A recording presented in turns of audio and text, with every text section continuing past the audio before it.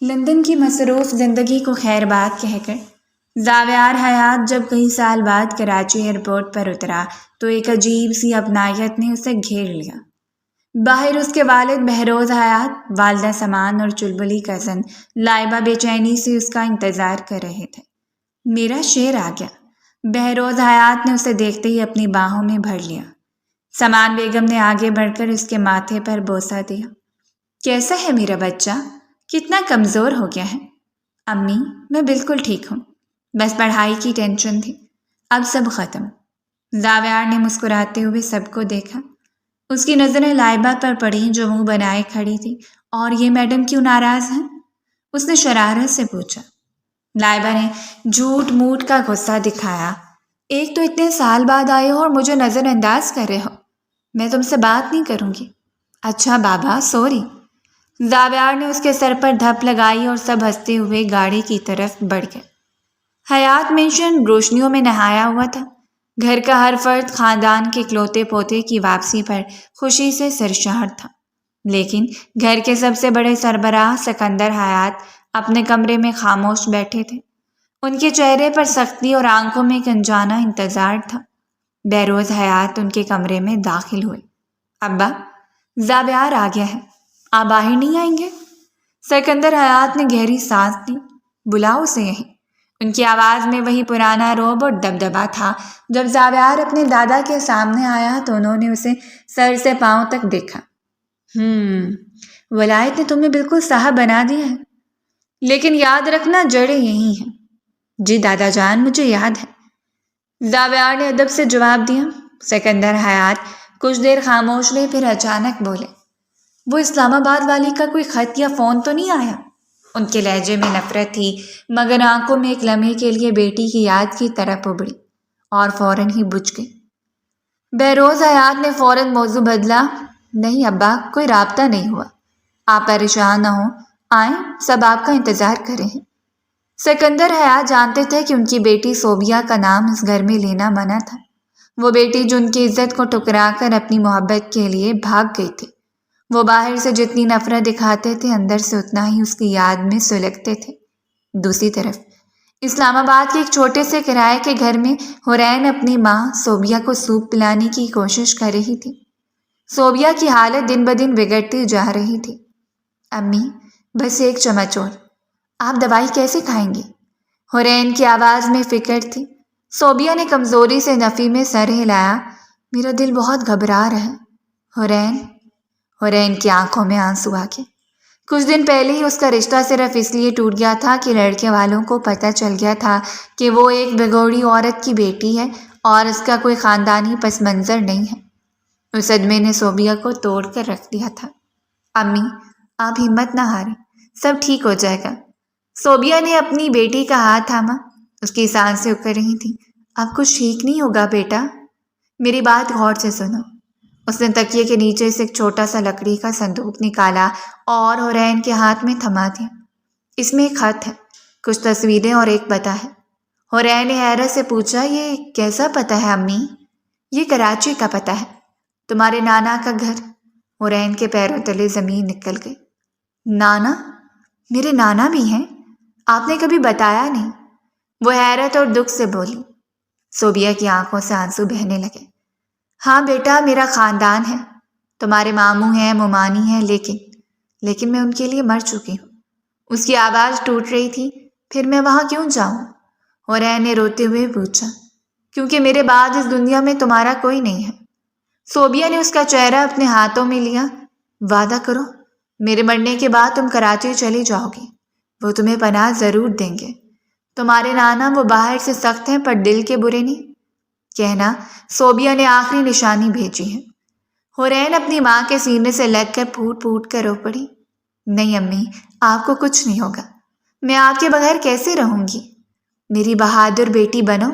یہ کہتے کہتے صوبیہ کی آنکھیں بند ہونے لگیں۔ اس کی سانسیں بے ترتیب ہو رہی تھیں۔ حورین، اپنا خیال رکھنا۔ اس کی آواز ڈوب گئی اور اس کا ہاتھ حورین کی گرفت میں ڈھیلا پڑ گیا۔ امی آنکھیں کھولیں۔ حورین چیختی رہی، لیکن کمرے میں صرف اس کی سسیوں کی آواز گونج رہی تھی۔ 19 سال کی عمر میں وہ اس دنیا میں بالکل اکیلی رہ گئی تھی۔ اس کے ہاتھ میں صرف ایک بوسیدہ خط، چند یادیں اور ایک انجان شہر کا پتہ تھا، وہ پتہ جو اب اس کی آخری امید تھا۔ ماں کو سپرد خاک کرنے کے بعد حرین کے لیے اسلام آباد میں ایک ایک پل گزارنا محال ہو گیا تھا۔ اس کے پاس اب کھونے کے لیے کچھ نہیں بچا تھا۔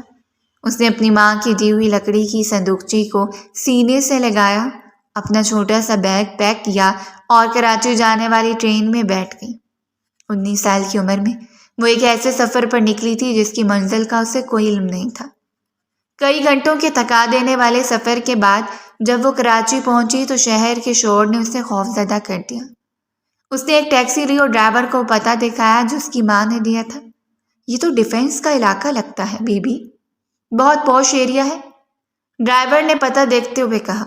حرین خاموش رہی، اس کا دل زور زور سے دھڑک رہا تھا۔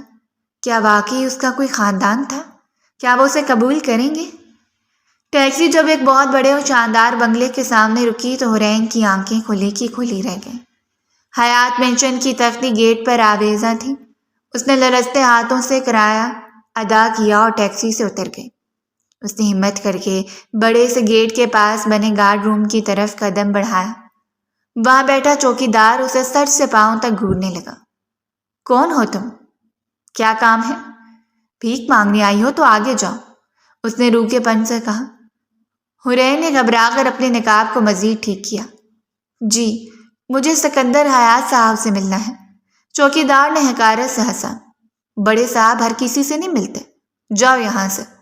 صاحب کا وقت خراب مت کرو، میں ان کی کوئی رشتہ دار ہوں، پلیز ایک بار انہیں بتا دیں۔ حرین نے ملتجئ لہجے میں کہا۔ چل چل، بڑی آئی رشتہ دار، روز تمہاری جیسی 10 آتی ہیں یہاں۔ چوکی دار نے اسے بازو سے پکڑ کر پیچھے دھکیلنا چاہا۔ دفع ہو جاؤ یہاں سے ورنہ۔ اسی لمحے ایک چمکتی ہوئی سیاہ مرسڈیز گیٹ کی طرف بڑھی اور ہارن بجایا۔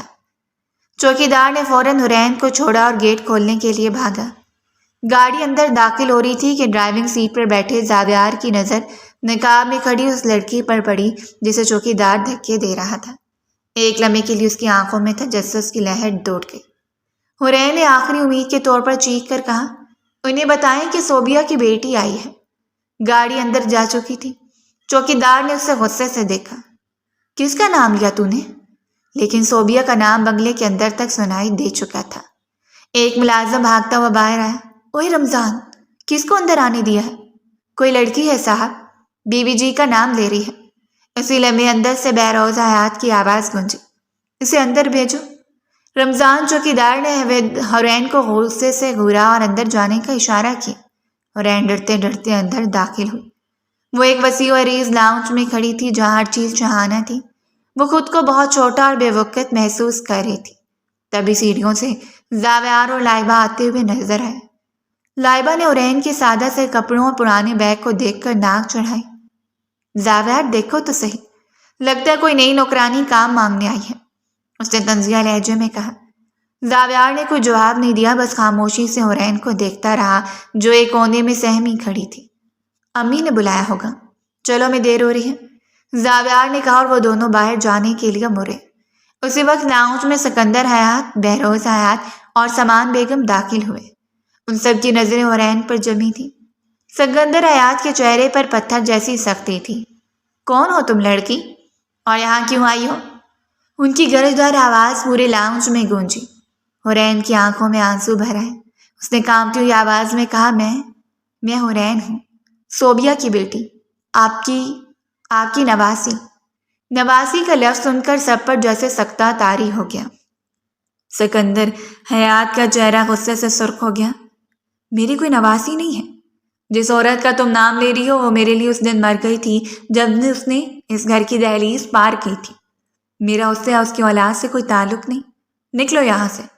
حرین پھوٹ پھوٹ کر رو پڑی۔ اس نے اپنا چھوٹا سا بیگ کھولا اور اس میں سے ایک پرانا زرد لفافہ نکالا۔ نانا جان، اس کی آواز سسکیوں میں ڈوب رہی تھی، آپ کی بیٹی سچ میں مر گئی ہے۔ اس نے وہ خط ان کی طرف بڑھایا۔ یہ ان کا آخری خط ہے، انہوں نے کہا تھا کہ یہ آپ کو دے دوں۔ یہ سننا تھا کہ سکندر حیات کے وجود کو جیسے کسی نے جھنجھوڑ دیا ہو۔ ان کے پیر لٹ کر آ گئے اور وہ دھم سے قریب پڑے صوفے پر گر گئے۔ ان کی آنکھوں میں بے یقینی، پچھتاوا اور بیٹی کی موت کا غم ایک ساتھ امڑ آیا تھا۔ لاؤنج میں ایک قیامت خیز خاموشی چھا گئی تھی، جسے صرف حورین کی سسیوں کی آواز توڑ رہی تھی۔ ابا آپ ٹھیک تو ہیں؟ بہروز حیات نے گھبرا کر اپنے والد کو سہارا دیا جو صوفے پر نڈھال سے گر گئے تھے۔ سمان بیگم نے فوراً پانی کا گلاس ان کی طرف بڑھایا۔ سکندر حیات کا وجود کانپ رہا تھا، ان کی نظریں زرد لفافے پر جمی تھیں جو حورین کے ہاتھ میں تھا۔ ان کا وہ سارا غصہ، ساری نفرت، ساری انا ایک لمحے میں پگھل کر آنکھوں کے راستے بہنے کو بےتاب تھی۔ خط مجھے دو۔ ان کی آواز کسی گہری کھائی سے آتی محسوس ہوئی۔ حورین نے لرزتے ہاتھوں سے خط ان کی طرف بڑھا دیا۔ سکندر حیات نے کانپتے ہوئے خط تھاما اور اسے کھولا۔ کمرے میں مکمل خاموشی چھا گئی، صرف گھڑی کی ٹک ٹک اور حورین کی دبی دبی سسکیوں کی آواز آ رہی تھی۔ جیسے جیسے وہ خط پڑھتے گئے ان کے چہرے کے تاثرات بدلتے گئے، ہر لفظ ان کے دل پر ہتھوڑے کی طرح برس رہا تھا۔ صوبیہ نے معافی مانگی تھی، اپنے باپ کی محبت کے لیے ترسی تھی، اپنی بیٹی کے مستقبل کے لیے امان مانگی تھی۔ آخری سطروں میں لکھا تھا، ابا میں نے آپ کے سر جھکایا لیکن میں نے آپ کو کبھی بھلایا نہیں۔ مرتے ہوئے بھی آپ کا چہرہ آنکھوں میں ہے۔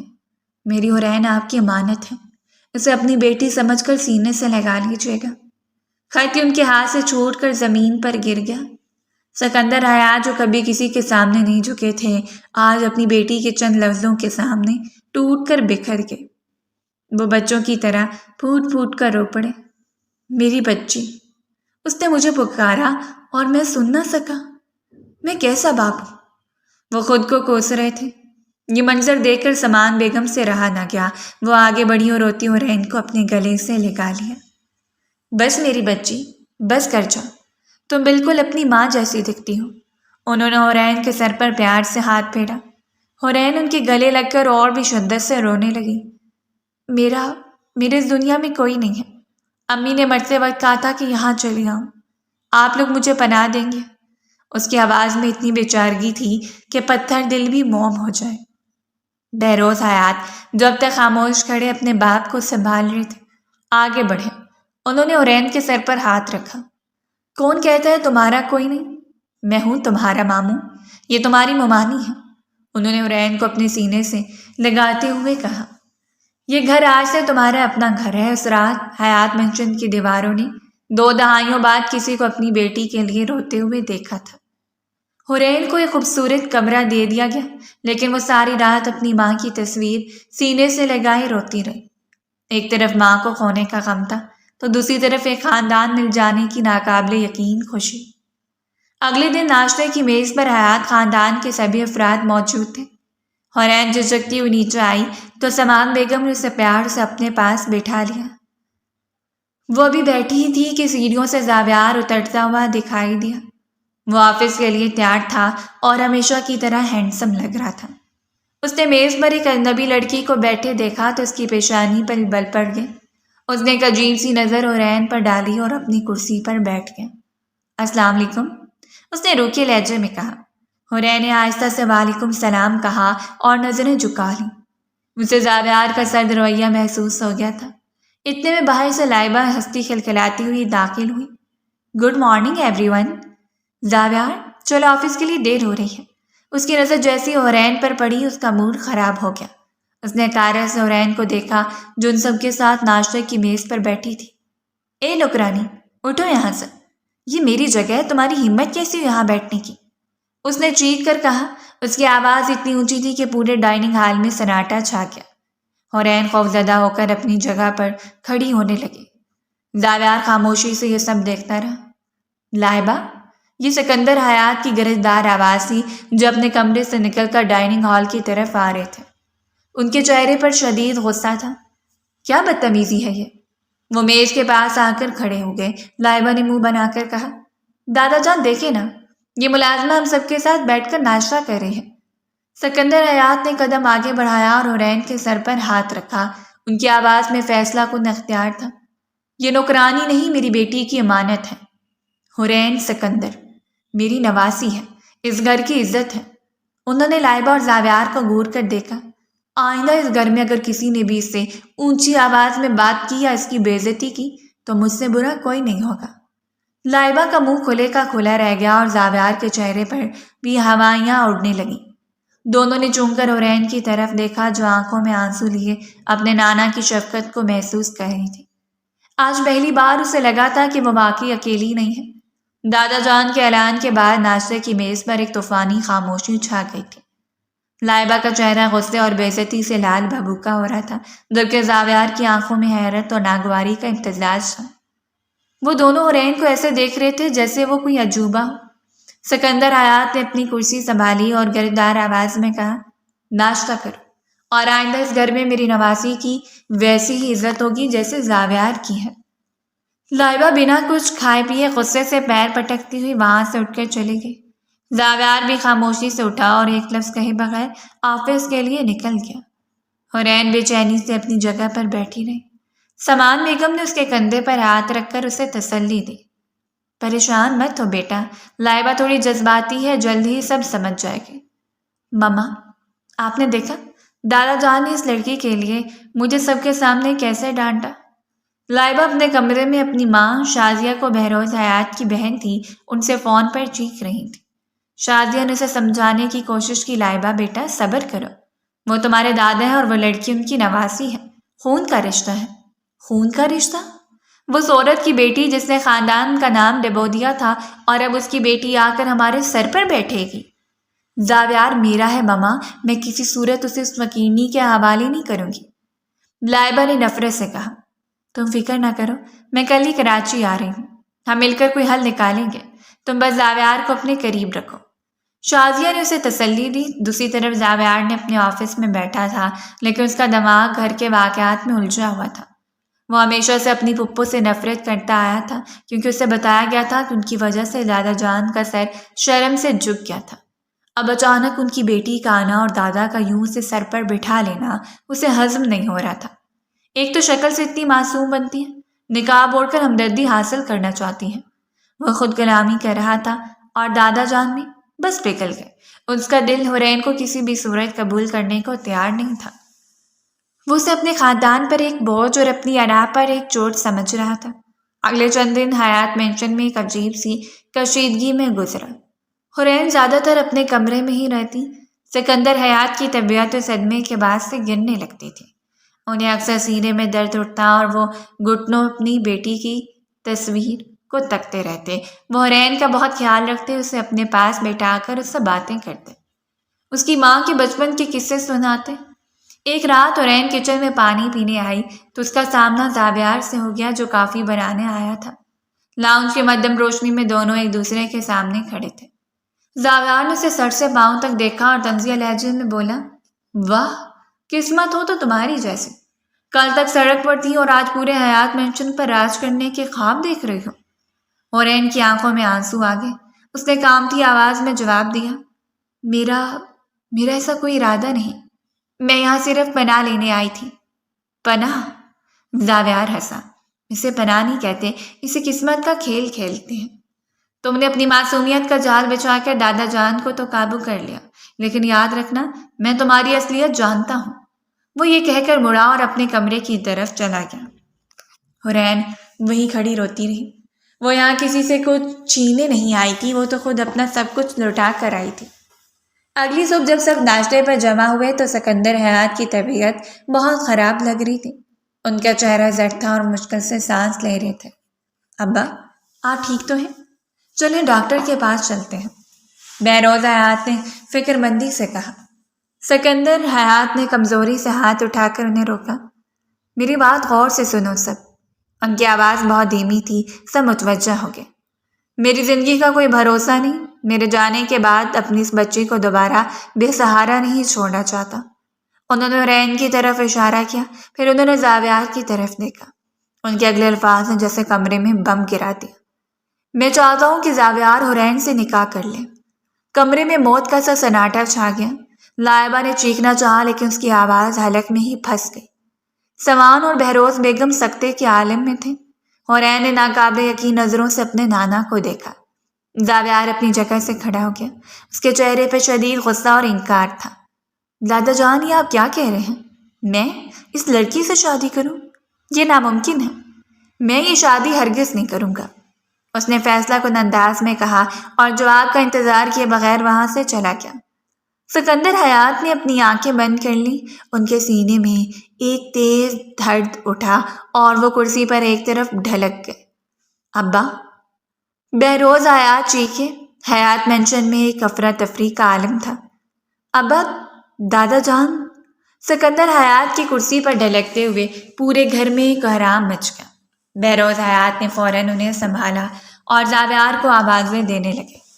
زاویار جو غصے میں باہر نکل گیا تھا، اپنے باپ کی چیخ سن کر بھاگتا ہوا واپس آیا۔ اپنے دادا کی حالت دیکھ کر اس کے پیروں تلے سے زمین نکل گئی۔ جلدی کرو زاویار، گاڑی نکالو، ہمیں ابا کو اسپتال لے کر جانا ہے، بہروز حیات نے چیخ کر کہا۔ چند ہی لمحوں میں وہ لوگ ہسپتال کے ایمرجنسی وارڈ میں تھے۔ سکندر حیات کو ICU میں منتقل کر دیا گیا تھا۔ حورین نے کونے میں کھڑی کانپ رہی تھی اور خود کو سب کا ذمہ دار سمجھ رہی تھی۔ سمان بیگم اسے تسلی دے رہی تھی مگر ان کی اپنی آنکھوں میں بھی خوف تھا۔ کچھ دیر بعد ڈاکٹر باہر آئے، ان کے چہرے پر سنجیدگی تھی۔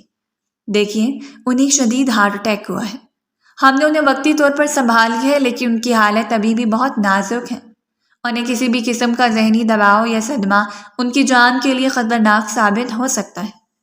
بہروز حیات نے ہاتھ جوڑ دیا۔ ڈاکٹر صاحب، آپ بس انہیں بچا لیں، ہم اپنی پوری کوشش کر رہے ہیں، باقی اللہ مالک ہے، بس دعا کریں اور انہیں خوش رکھنے کی کوشش کریں۔ یہ کہہ کر ڈاکٹر واپس چلے گئے۔ بہروز حیات نے غصے سے زاویار کی طرف دیکھا جو دیوار سے ٹیک لگائے کھڑا تھا۔ یہ سب تمہاری وجہ سے ہوا ہے، اگر تم ابا کی بات مان لیتے تو آج وہ اس حالت میں نہ ہوتے، اگر انہیں کچھ ہو گیا تو میں تمہیں کبھی معاف نہیں کروں گا۔ زاویار، بہروز، بس کریں، بچے کو کیوں الزام دے رہے ہیں؟ سمان نے اپنے شوہر کو روکنا چاہا تو اور کیا کروں، اس کی ضد اور انا نے ابا کو اس حال تک پہنچایا ہے، وہ بے بسی سے بولے۔ زاویار خاموش رہا، اس کا دل احساس جرم سے بوجھل تھا۔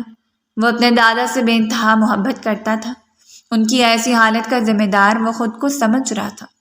اس نے ایک نظر کونے میں کھڑی حورین پر ڈالی جو سسکیاں لے رہی تھی۔ اس کی آنکھوں میں حورین کے لیے نفرت کی ایک نئی لہر ابھری۔ اسے لگا کہ اس لڑکی کے منحوس قدم جب سے اس گھر میں پڑے ہیں سب کچھ غلط ہو رہا ہے۔ اگلے دن سکندر حیات کو ہوش آ گیا۔ وہ بہت کمزور تھے لیکن ہوش میں آتے ہی ان کی زبان پر صرف ایک ہی سوال تھا، زاویار؟ زاویار کہاں ہے؟ جب زاویار ان کے پاس گیا تو انہوں نے اس کا ہاتھ اپنے کانپتے ہوئے ہاتھ میں لے لیا۔ وعدہ کر میرے بچے، تو میرا مان نہیں توڑے گا، میری آخری خواہش پوری کرے گا۔ ان کی آواز بامشکل نکل رہی تھی۔ حورین، میری امانت ہے، اسے بے سہارا مت چھوڑنا۔ زاویار کے پاس انکار کی کوئی گنجائش نہیں بچی تھی۔ اپنے دادا کی زندگی کے سامنے اس کی انا، اس کی نفرت سب ہار گئے تھے۔ اس نے آنکھوں میں آئی نمی کو چھپاتے ہوئے آہستہ سے سر ہلا دیا۔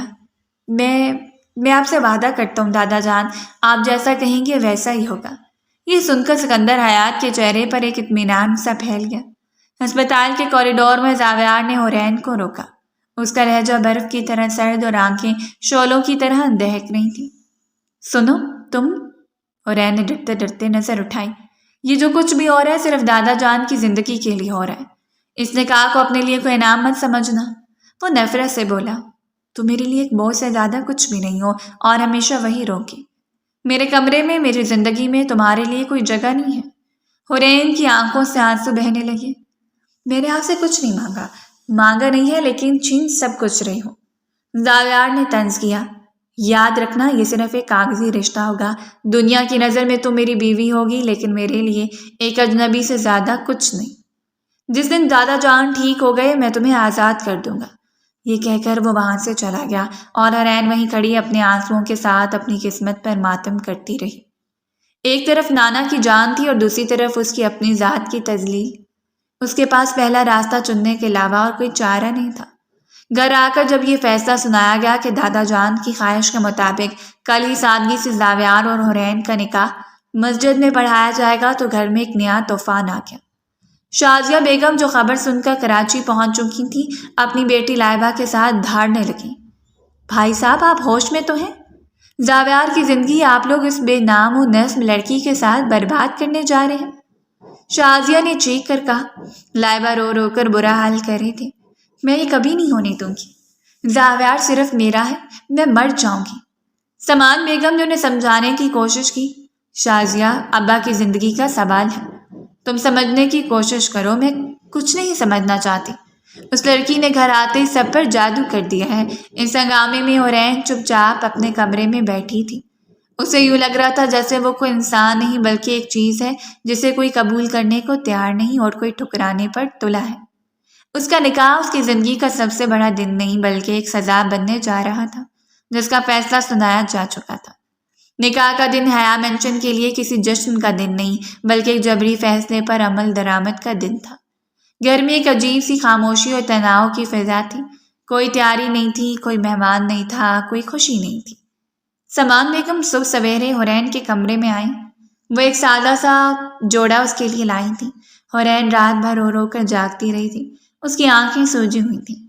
اٹھو بیٹا، تیار ہو جاؤ، نکاح خواہ آتے ہی ہوں گے۔ سمان بیگم نے اس کے سر پر پیار سے ہاتھ پھیرتے ہوئے کہا۔ ان کے لہجے میں ہمدردی اور بے بسی تھی۔ حورین نے خالی نظروں سے انہیں دیکھا۔ ممانی، کیا یہ سب ہونا ضروری ہے؟ سمان بیگم نے گہری سانس لی۔ تمہارے نانا کی زندگی کے لیے ہاں بیٹا، ضروری ہے۔ میں جانتی ہوں یہ تمہارے ساتھ ذاتی ہے لیکن شاید اسی میں اللہ کی کوئی بہتری ہو۔ تھوڑی دیر بعد جب حورین وہ سادہ سا جوڑا پہنے، سر پر دوپٹہ اوڑھے نیچے اتری تو لاؤنج میں ایک طوفان برپا تھا۔ شازیہ بیگم اور لائبہ صوفے پر بیٹھی تھیں اور ان کے چہرے غصے سے تمتما رہے تھے۔ واہ بھائی واہ، دلہن بن کر آ بھی گئی۔ لائبہ نے طنز کا تیر چلایا۔ کتنی جلدی تھی تمہیں اس گھر کی مالکن بننے کی؟ لائبہ، زبان سنبھال کر بات کرو۔ بہروز حیات نے اسے ڈانٹا جو وہیں کھڑے تھے۔ کیوں سنبھالوں میں زبان؟ لائبہ چیخی۔ میری زندگی برباد کر کے، میرے خواب چھین کر یہ خوش فہمی میں نہ رہے کہ میں اسے اس گھر میں سکون سے رہنے دوں گی۔ اسی وقت نکاح خان صاحب دو گواہوں کے ساتھ اندر داخل ہوئے۔ ماحول کی سنگینی کو دیکھتے ہوئے وہ بھی خاموش ہو گئے۔ سکندر حیات کو ویل چیئر پر لاؤنج میں لایا گیا تھا۔ وہ بہت کمزور لگ رہے تھے لیکن ان کے چہرے پر ایک اطمینان تھا۔ نکاح کی کارروائی شروع ہوئی جب نکاح خواہ نے حورین سے پوچھا۔ حورین بنت صوبیہ، کیا آپ کو زاویار حیات ول بہروز حیات کے ساتھ 50,000 حق مہر کے عوض یہ نکاح قبول ہے؟ سب کی نظریں حورین پر تھیں۔ اس نے ایک نظر اپنے نانا کے کمزور وجود پر ڈالی اور پھر سامنے کھڑے زاویار کے پتھر جیسے چہرے کو دیکھا۔ اس کی آنکھوں سے دو آنسو ٹوٹ کر اس کے گالوں پر بہہ گئے۔ اس نے کانپتی ہوئی آواز میں کہا، قبول ہے۔ یہی سوال جب زاویار سے کیا گیا تو اس نے بغیر کسی تاثر کے، جیسے کوئی کاروباری معاہدہ کر رہا ہو، سخت لہجے میں کہا، قبول ہے۔ تیسری بار بھی اس نے اسے سد مہری سے قبول ہے کہا اور نکاح مکمل ہو گیا۔ مبارکباد کا شور نہیں تھا، صرف ایک بوجھل خاموشی تھی۔ سکندر حیات نے کمزوری سے ہاتھ اٹھا کر دعا کی۔ جیسے ہی نکاح خواہ اور گواہ رخصت ہوئے، لائبہ اپنی جگہ سے اٹھی اور تالیاں بجاتی حورین کے پاس آئی۔ بہت بہت مبارک ہو حورین، آخر کار تم نے اپنی اوقات سے بڑھ کر پا ہی لیا۔ ایک امیر لڑکا پھانسنے میں کامیاب ہو گئی۔ لائبہ، اس بار زاویار دھاڑا، اس کا غصہ برداشت سے باہر ہو رہا تھا۔ دادا جان یہاں موجود ہیں، ان کی طبیعت کا کچھ خیال کرو، اپنی یہ بکواس بند کرو اور یہاں سے جاؤ۔ لائبہ کو امید تھی کہ زاویار اس کی طرفداری کرے گا لیکن اس کی ڈانٹ سن کر وہ سکتے میں آ گئی۔ زاویار، تم مجھ پر چلا رہی ہو؟ اس لڑکی کے لیے؟ میں کسی کے لیے نہیں، صرف اپنے دادا کے سکون کے لیے چلا رہا ہوں۔ مجھے اس گھر میں مزید کوئی تماشا نہیں چاہیے، اس نے فیصلہ کن انداز میں کہا۔ اس سے پہلے کہ بات مزید بڑھتی، سمان بیگم نے حورین کا ہاتھ پکڑا۔ چلو بیٹا، اپنے کمرے میں چلو۔ وہ حورین کو لے کر سیڑھیوں کی طرف بڑھی۔ زاویار بھی خاموشی سے ان کے پیچھے چل پڑا۔ وہ حورین کو اس کے کمرے تک چھوڑنے جا رہا تھا جب قانونی طور پر اس کا بھی کمرہ تھا۔ کمرے کا دروازہ کھلا، ایک بڑا اور خوبصورتی سے سجا ہوا کمرہ تھا۔ حورین جھجکتے ہوئے اندر داخل ہوئی۔ زاویار اس کے پیچھے آیا اور دروازہ بند کر دیا۔ کمرے میں صرف وہ دو تھے۔ زاویار نے قدم آگے بڑھایا اور اس کے بالکل قریب آ کر کھڑا ہو گیا۔ اس کی آنکھوں میں سد مہری تھی۔ نکاح ہو گیا، دادا جان کی خواہش پوری ہو گئی، اب اس رشتے کی حقیقت سن لو، اس نے دھیمی مگر خطرناک آواز میں کہا۔ حورین نے خوف سے نظریں جھکا لیں۔ یہ کمرہ میرا ہے، وہ بیڈ بھی میرا ہے، اس نے اشارہ کیا، اور وہ جو کونے میں صوفہ پڑا ہے وہ آج سے تمہاری جگہ ہے۔ حورین نے چونک کر اس کی طرف دیکھا۔ مجھے کسی قسم کی کوئی امید مت رکھنا، میرے معاملات میں دخل دینے کی کوشش مت کرنا، اور سب سے اہم بات، بیوی بننے کی کوشش تو بالکل مت کرنا۔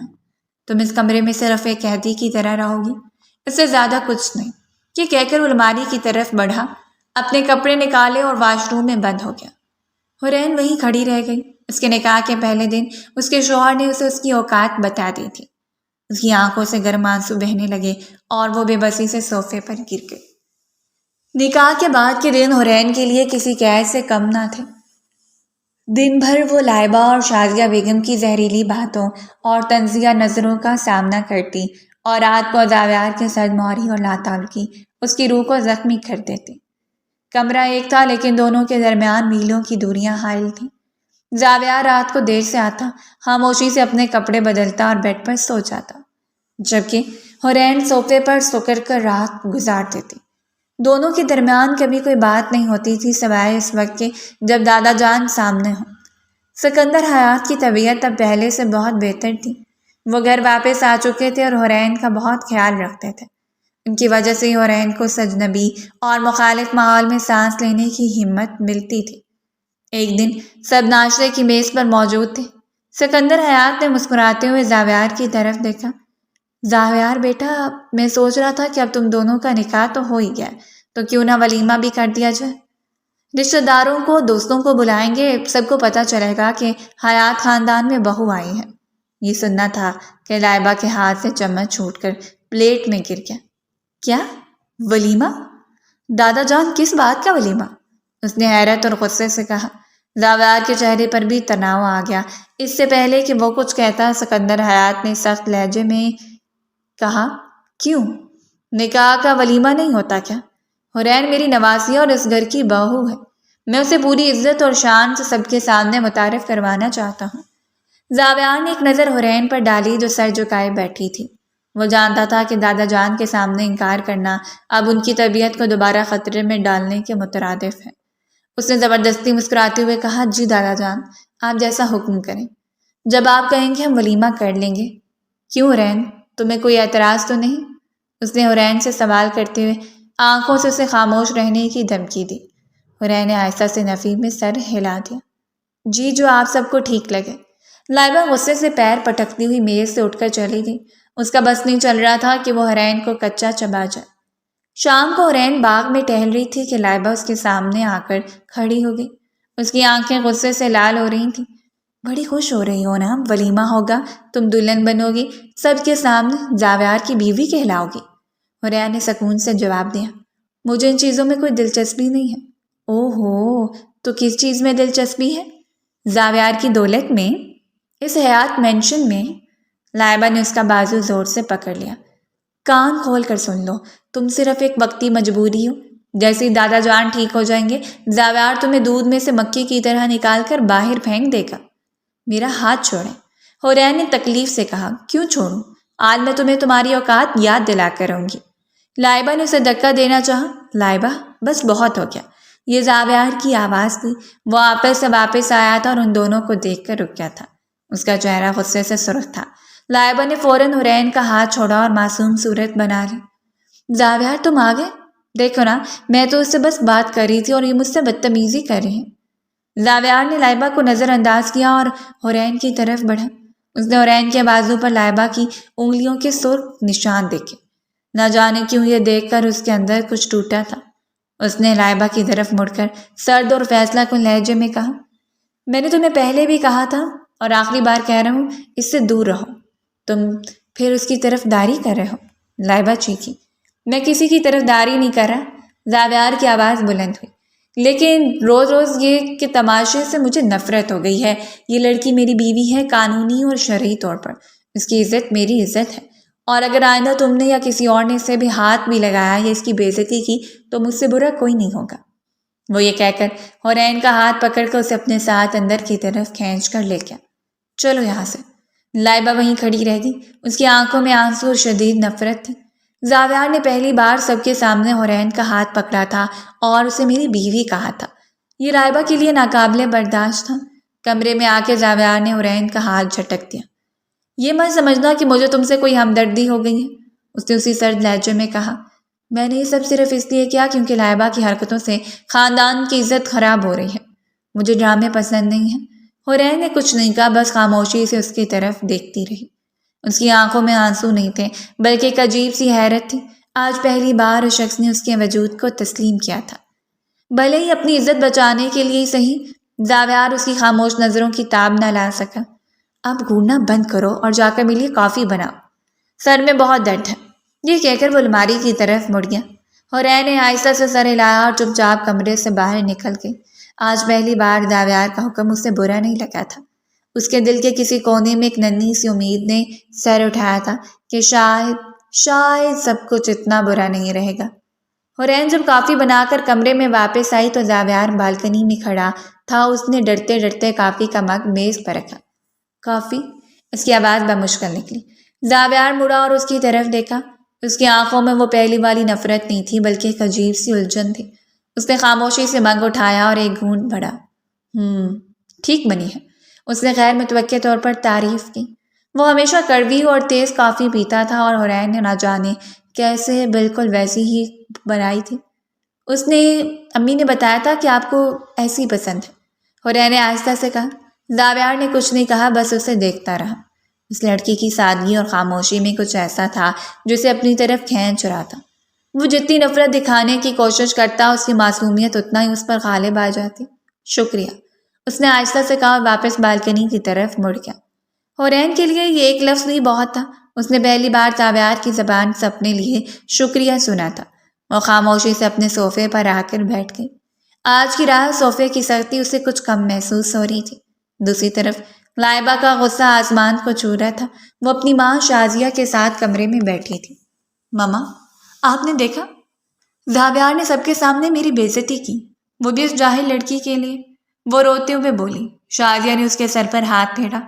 رو مت میری جان، مرد ایسے ہی ہوتے ہیں، نئی چیز کی طرف جلدی مائل ہو جاتے ہیں، لیکن یہ وقتی ہوتا ہے۔ وقتی؟ ابا جان ولیمے کی تیاریاں کرے ہیں، اگر ایک بار یہ ولیمہ ہو گیا تو سب رشتہ داروں میں ہی اس کی بیوی بن جائیں گی، پھر میں کیا کروں گی؟ لائبہ نے بے بسی سے کہا۔ شازیہ کی آنکھوں میں ایک شاطرانہ چمک ابھری۔ ولیمہ تو ہوگا اور بہت دھوم دھام سے ہوگا، لیکن اسی ولیمے میں ہم اس لڑکی کو سب کے سامنے اتنا ذلیل کریں گے کہ زاویار خود اسے اپنی زندگی سے نکال باہر کرے گا۔ کیسے؟ کیا کریں گی آپ؟ لائبہ نے بے چینی سے پوچھا۔ بس تم دیکھتی جاؤ، شازیہ مسکرائی۔ ہم اس کی سب سے بڑی کمزوری پر وار کریں گے، اس کا ماضی، اس کا بے نام و نسب ہونا۔ ولیمے والے دن ایک ایسا تماشا ہوگا کہ حیات خاندان کی تاریخ یاد رکھے گی۔ اگلے دن سمان بیگم نے زاویار اور حورین کو اپنے کمرے میں بلایا۔ زاویار، کل ہم سب حورین کے لیے ولیمے کے کپڑے خریدنے جا رہے ہیں، تم بھی ہمارے ساتھ چلو گے؟ زاویار نے فوراً انکار کرنا چاہا۔ امی، آپ جانتی ہیں مجھے شاپنگ پسند نہیں ہے، آپ اور لائبہ چلی جائیں۔ لائبہ؟ نہیں، تم چلو گے، سامان بیگم نے فیصلہ کن لہجے میں کہا۔ وہ تمہاری بیوی ہے، اس کی پہلی بڑی تقریب ہے، میں چاہتی ہوں کہ تم اپنی پسند کا جوڑا اس سے دلاؤ۔ اسی وقت لائبہ کمرے میں داخل ہوئی۔ ارے واہ آنٹی، شاپنگ کا پلان بن رہا ہے، میں تو ضرور چلوں گی، آخر میرے بھائی کی بیوی کا ولیمہ ہے، اس نے طنزیہ انداز میں کہا۔ زاویار ماں کے اصرار اور لائبہ کی موجودگی کی وجہ سے مجبوراً راضی ہو گیا۔ شاپنگ مال میں لائبہ نے حورین کو نیچا دکھانے کا کوئی موقع ہاتھ سے جانے نہیں دیا۔ وہ جان بوجھ کر سب سے مہنگے اور بھاری کام والے لباس دکھا رہی تھی۔ یہ دیکھو حورین، یہ والا کتنا خوبصورت ہے، حالانکہ تم پر اچھا تو نہیں لگے گا، تمہاری جیسی رنگت پر ایسے رنگ جچتے نہیں ہیں۔ وہ ہر لباس پر کوئی نہ کوئی نقص نکال دیتی۔ حورین خاموشی سے سر جھکائے کھڑی تھی۔ وہ اس ماحول میں خود کو بہت غیر محفوظ محسوس کر رہی تھی۔ زاویار خاموشی سے یہ سب دیکھ رہا تھا۔ لائبہ کی باتیں اسے زہر لگ رہی تھیں۔ اس نے سیلز گرل کو بلایا۔ وہ والا ڈریس دکھائیں، ٹیل گرین کلر میں۔ اس نے ایک خوبصورت مگر سادہ و نفیس لباس کی طرف اشارہ کیا۔ جب وہ لباس لایا گیا تو زاویار نے اسے حورین کی طرف بڑھایا۔ یہ ٹرائی کرو۔ لائبہ نے منہ بنایا۔ زاویار، یہ کتنا سادہ سا ہے، لوگ کیا کہیں گے؟ لوگوں کی پرواہ میں نہیں کرتا، زاویار نے لائبہ کو نظر انداز کرتے ہوئے کہا۔ میری بیوی کیا پہنے گی یہ میں فیصلہ کروں گا، جاؤ اسے پہن کر آؤ، اس نے حورین کو حکم دیا۔ حورین جب وہ لباس پہن کر ڈرائنگ روم سے باہر نکلی تو ایک لمحے کے لیے سب کی سانسیں رک گئیں۔ وہ رنگ اس پر اتنا جچ رہا تھا کہ اس کی سادگی میں بھی ایک شاہانہ وقار نظر آ رہا تھا۔ زاویار بنا پلک جھپکائے اسے دیکھتا رہ گیا۔ نہ جانے کیوں آج اسے پہلی بار حورین میں اپنی بیوی نظر آئی تھی۔ پیک کر دیں اسے، اس نے کسی کی رائے کا انتظار کیے بغیر کاؤنٹر پر کہا اور اپنا کارڈ نکال لیا۔ لائبہ کا منہ غصے اور حسرت سے دیکھنے کے قابل تھا۔ آج ایک بار پھر زاویار نے اسے ہرا دیا تھا۔ گاڑی میں واپسی کے سفر میں حورین کے ہاتھ میں وہ شاپنگ بیگ تھا، لیکن اس کے دل میں ایک انجانی خوشی اور زاویار کے دل میں ایک انجانی کشش نے جنم لے لیا تھا۔ وہ خود اپنے اس بدلتے رویے پر حیران تھا۔ ولیمے کا دن آن پہنچا۔ حیات مینشن کو دلہن کی طرح سجایا گیا تھا، لیکن گھر کے مکینوں کے دلوں میں ایک طوفان برپا تھا۔ حورین جب زاویار کے لائے ہوئے ٹیل گرین جوڑے میں تیار ہو کر آئینے کے سامنے کھڑی ہوئی تو اسے خود پر یقین نہیں آیا۔ وہ ہمیشہ سے سادہ رہنے کی عادی تھی، آج اتنا بننا سنورنا اسے عجیب لگ رہا تھا۔ وہ کمرے میں گھوم رہی تھی کہ زاویار تیار ہو کر واش روم سے نکلا۔ اس نے کالے رنگ کا شاندار 3 پیس سوٹ پہنا ہوا تھا۔ اس کی نظر جیسی حورین پر پڑی وہ ایک لمحے کے لیے وہیں ٹھہر گیا۔ حورین اس لباس میں بلا کے خوبصورت لگ رہی تھی۔ اس کی سادگی اور نفاست مل کر ایک عجیب سا تاثر دے رہی تھی۔ تم اچھی لگ رہی ہو، اس کے منہ سے بے اختیار نکلا۔ یہ شاید پہلا حقیقی کمپلیمنٹ تھا جو اس نے حورین کو دیا تھا۔ حورین کا دل زور سے دھڑکا۔ اس نے شرما کر نظریں جھکا لیں۔ شکریہ، نیچے سب انتظار کر رہے ہیں، چلیں؟ زاویار نے خود کو سنبھالتے ہوئے کہا، لیکن اس کی نظر ابھی تک حورین کے چہرے پر جمی تھی۔ جی، حورین نے آہستہ سے کہا اور اس کے پیچھے چل پڑی۔ حال مہمانوں سے خشاخش بھرا ہوا تھا۔ جیسے زاویار اور حورین ایک ساتھ سیڑھیوں سے اترے، سب کی نظریں اس پر جم گئیں۔ وہ دونوں ایک ساتھ بہت اچھے لگ رہے تھے۔ سکندر حیات کے چہرے پر آج حقیقی خوشی اور اطمینان تھا، لیکن 2 جوڑی آنکھیں ایسی تھیں جو انہیں حسد اور نفرت سے دیکھ رہی تھیں۔ لائبہ اور اس کی ماں شازیہ، دیکھا ماما کیسے چپک کر چل رہی ہے اس کے ساتھ، جیسے جنم جنم کا ساتھ ہو۔ لائبہ نے دانت پیستے ہوئے کہا، صبر کرو بیٹی، آج کی رات اس کی زندگی کی آخری خوشی کی رات ہے، اس کے بعد صرف ذلت اور رسوائی ہوگی۔ شازیہ نے اپنی بیٹی کو تسلی دی۔ تقریب چلتی رہی۔ زاویار اپنے دادا کی خوشی کی خاطر حورین کے ساتھ ہی بیٹھا رہا۔ وہ اسے ہلکی بلکی باتیں کرنے کی کوشش کر رہا تھا تاکہ لوگوں کو سب کچھ نارمل لگے۔ تم ان سب لوگوں میں گھبراہٹ تو نہیں ہو رہی؟ اس نے آہستہ سے پوچھا۔ تھوڑی سی، مجھے اتنے لوگوں کی عادت نہیں ہے، حورین نے سچ کہا۔ پریشان مت ہو، میں یہی ہوں۔ یہ جملہ زاویار کے منہ سے کیسے نکلا اسے خود بھی معلوم نہ تھا۔ جب کھانا کھل گیا اور زیادہ تر مہمان جا چکے تھے، تب شازیہ نے اپنے منصوبے پر عمل کرنے کا فیصلہ کیا۔ وہ چند اونچے خاندان کی خواتین کے ساتھ حورین کے پاس آئیں جہاں وہ اکیلی کھڑی تھی۔ ارے حورین بیٹا، بہت مبارک ہو، شازیہ نے زہریلی مسکراہٹ کے ساتھ کہا۔ جی شکریہ آنٹی، حورین نے ادب سے جواب دیا۔ ویسے بیٹا ہم تو تمہارے خاندان میں کسی کو نہیں جانتے، تمہاری طرف سے کوئی کیوں نہیں آیا؟ ایک خاتون نے جان بوجھ کر پوچھا۔ حورین کا چہرہ فک ہو گیا، وہ کیا جواب دیتی۔ شازیہ نے فوراً بات سنبھالی۔ ارے آپ کیا باتیں لے کر بیٹھ گئیں، بیچاری کا ہے ہی کون اس دنیا میں؟ ماں تھی جس نے ہمارے خاندان کی عزت خاک میں ملا دی، وہ بھی اللہ کو پیاری ہو گئی۔ اس نے جان بوجھ کر اونچی آواز میں کہا تاکہ آس پاس کھڑے لوگ بھی سن لیں۔ ہال میں ایک دم خاموشی چھا گئی۔ سب کی نظریں حورین پر تھیں، اس کی آنکھوں میں آنسو بھر آئے۔ شازیہ نے مزید کہا، ویسے قسمت اچھی ہے تمہاری، ماں نے جو گناہ کیا بیٹی نے ایک امیر لڑکا پھانس کر وہ داغ دھو لیا۔ یہ الفاظ تیر کی طرح حورین کے دل میں لگے، وہ کانپنے لگی۔ پھپھو بس، یہ زاویار کی گرجدار آواز تھی، وہ جو اپنے دوستوں کے ساتھ کھڑا تھا۔ یہ سب سن کر غصے سے لال پیلا ہو گیا تھا۔ وہ تیز قدموں سے چلتا ہوا آیا اور حورین کے پاس آ کر کھڑا ہو گیا۔ اس نے سب کے سامنے حورین کا ہاتھ اپنے ہاتھ میں تھام لیا، ایک لفظ اور نہیں۔ اور اس نے شازیہ کو گھور کر دیکھا، پھر اس نے وہاں کھڑے تمام لوگوں کو مخاطب کیا۔ آپ سب غور سے سن لیں، یہ حورین زاویار حیات ہے، میری بیوی اور اس گھر کی عزت۔ ان کی والدہ نے اپنی زندگی میں جو بھی فیصلہ کیا وہ ان کا ذاتی معاملہ تھا، لیکن حورین اس خاندان کا حال اور مستقبل ہے۔ اگر کسی کو اس رشتے سے یا ان کی ذات سے کوئی مسئلہ ہے تو وہ ابھی اسی وقت میرا گھر چھوڑ کر جا سکتا ہے۔ حال میں سناٹا چھا گیا، کسی کی ہمت نہ ہوئی کہ ایک لفظ بھی بولے۔ شازیہ اور لائبہ کا منہ کھلے کا کھلا رہ گیا۔ زاویار نے حورین کا ہاتھ مضبوطی سے پکڑا اور اسے لے کر وہاں سے جانے لگا۔ چلو حورین، کمرے میں آ کر۔ حورین پھوٹ پھوٹ کر رو پڑی۔ وہ آج سب کے سامنے اتنا ذلیل ہوئی تھی۔ زاویار نے اسے اس طرح ٹوٹ کر روتے دیکھا تو اس کا دل پگھل گیا۔ وہ اس کے پاس آیا اور بہت نرمی سے اس کے آنسو اپنے ہاتھوں میں پونچھے۔ بس چپ ہو جاؤ۔ اس کی آواز میں آج حکم نہیں بلکہ گہری اپنائیت تھی۔ آپ نے یہ سب کیوں کیا؟ حورین نے سسکتے ہوئے پوچھا۔ زاویار نے گہری سانس لی اور اس کا چہرہ اپنے ہاتھوں کے پیالے میں بھر لیا۔ اس کی انگلیاں نرمی سے حورین کے بھیگے ہوئے گالوں کو سہلا رہی تھیں۔ کیونکہ تم میری ذمہ داری ہو حورین۔ وہ ایک لمحے کے لیے رکا، اس کی آنکھوں میں دیکھتے ہوئے بولا، اور شاید ذمہ داری سے کہیں زیادہ بنتی جا رہی ہوں۔ یہ کھلا اعتراف تھا جس نے حورین کے دل کی دھڑکن کو بے ترتیب کر دیا۔ اس نے حیرت سے زاویار کی آنکھوں میں دیکھا، جہاں نفرت کی جگہ پچھتاوا اور ایک انکہی محبت کی چمک تھی۔ میں نے تمہارے ساتھ بہت برا سلوک کیا، میں جانتا ہوں، لیکن آج جب ان لوگوں نے تمہیں ذلیل کیا مجھے برداشت نہیں ہوا۔ اس کی آواز جذبات سے بھرا گئی۔ اس نے اپنا ایک ہاتھ حورین کی کمر کے گرد رکھا اور اسے آہستہ سے کھینچ کر اپنے بالکل قریب کر لیا۔ ان کے درمیان اب کوئی فاصلہ نہیں بچا تھا۔ حورین اس کے لمس کی شدت سے کانپ گئی۔ زاویار نے اپنا چہرہ اس کے چہرے کے قریب جھکایا۔ اس کی گرم سانسیں حورین کے چہرے کو چھو رہی تھیں۔ میں اس آنسو کا قرض چکانا چاہتا ہوں جو میری وجہ سے تمہاری آنکھوں سے بہا۔ اس نے سرگوشی کی۔ یہ کہتے ہوئے وہ تھوڑا اور جھکا اور اپنی لبوں کو نرمی سے اس کی گردن پر رکھ دیا۔ حورین کی آنکھیں شدت جذبات سے بند ہو گئی۔ یہ ایک لمحہ تھا جہاں سارے گلے شکوے، ساری نفرتیں اور ساری دوریاں ختم ہو گئی تھیں۔ اس نے حورین کو اپنی باہوں میں اور مضبوطی سے بھر لیا، جیسے وہ اسے دنیا کی ہر تکلیف سے بچا لے گا۔ آج پہلی بار وہ صرف نام کی نہیں بلکہ روح اور جسم سے ایک دوسرے کے ہو رہے تھے۔ یہ ان کی شادی کی پہلی رات تھی جہاں نفرت کی دیوار گر چکی تھی اور محبت نے اپنی جگہ بنا لی تھی۔ اگلی صبح جب حورین کی آنکھ کھلی تو اس نے خود کو بیڈ پر پایا۔ رات کے واقعات اس کے ذہن میں کسی خوبصورت خواب کی طرح تازہ تھے۔ اس نے گھبرا کر ادھر ادھر دیکھا۔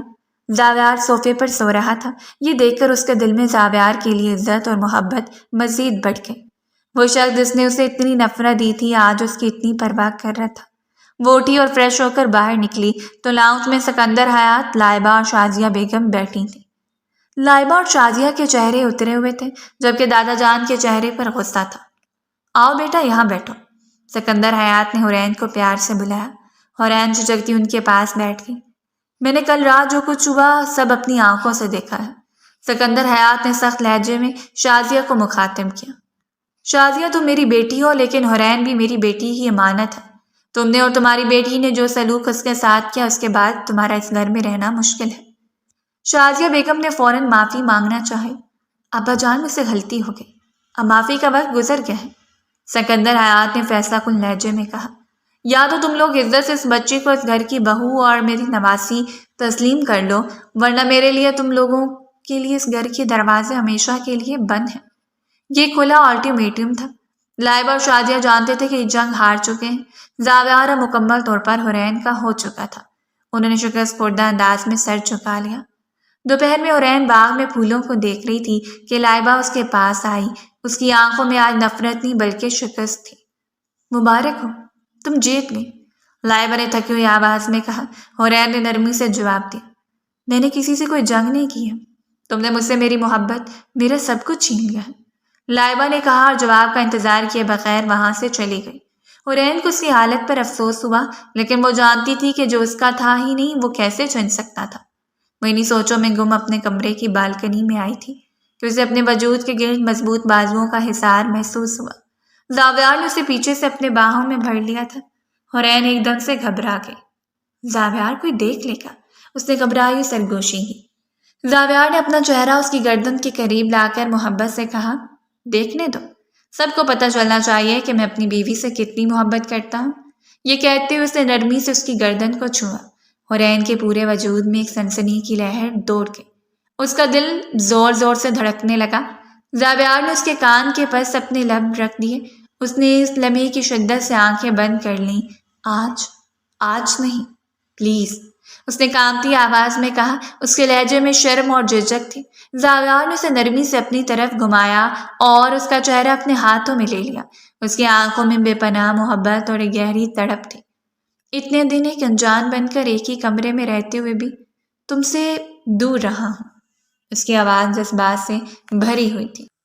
اب جب خدا نے ہمارے دلوں سے ساری نفرت مٹا کر محبت ڈال دی ہے تو مجھے مت روکو حورین، اب مجھے اور انتظار مت کرواؤ۔ اس نے اپنا ایک ہاتھ حرین کی کمر پر رکھا اور اسے کھینچ کر اپنے وجود سے ملا لیا۔ اس کا ہاتھ نرمی سے اس کی کمر پر پھسلنے لگا، جس سے حرین کی دبی دبی سسکیاں نکل گئی۔ وہ زاویار کے لمس کی شدت میں پگھل رہی تھی۔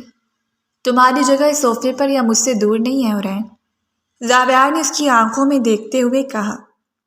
تمہاری جگہ میرے دل میں ہے، میری باہوں میں ہے، ہمیشہ کے لیے۔ یہ کہہ کر وہ جھکا اور اس نے اپنے لب حرین کے لبوں پر رکھ دیے۔ یہ صرف ایک بوسہ نہیں تھا بلکہ ایک وعدہ تھا، ایک اقرار تھا، ان تمام اذیتوں کا ازالہ تھا جو ان دونوں نے سہی تھی۔